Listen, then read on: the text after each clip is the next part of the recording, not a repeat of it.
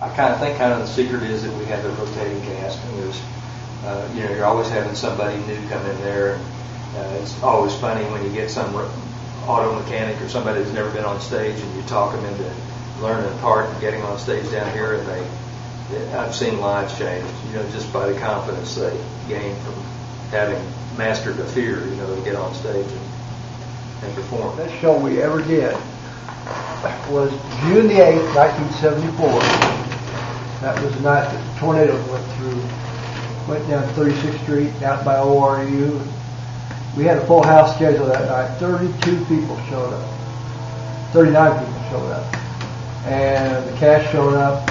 And we decided, since they showed up, we were going to give them a good show.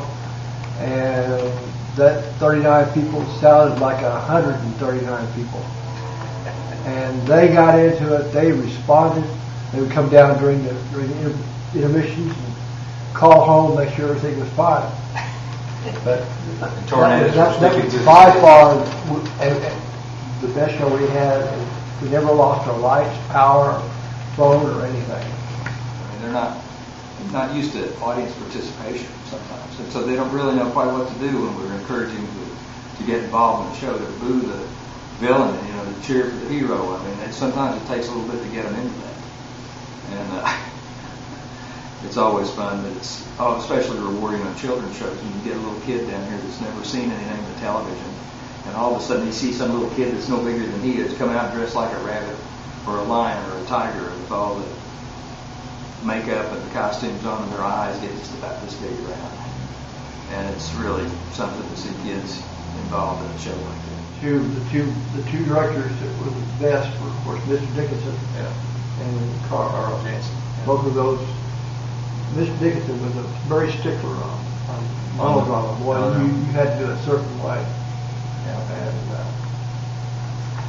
Carl would let us relax a little bit, then the more we get to it, and he'd be going back over it again.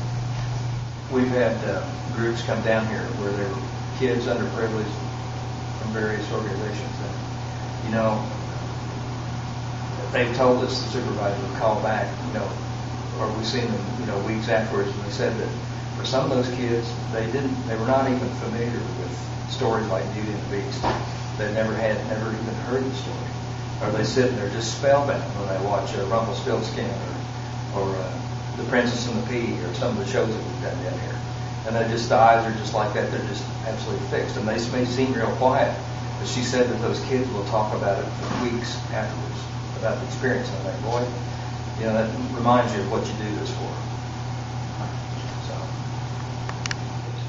it's been my life. They say that you never get used to it, never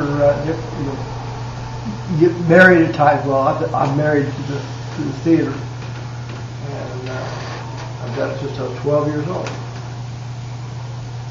So I just enjoyed it. I enjoy it now as much as I did back then. I'm still doing the same thing I was doing 40 years ago, but still enjoying it as much. Seeing people smile when they leave the audience, when they leave the building, and they keep coming back, and it's just been a lot of fun.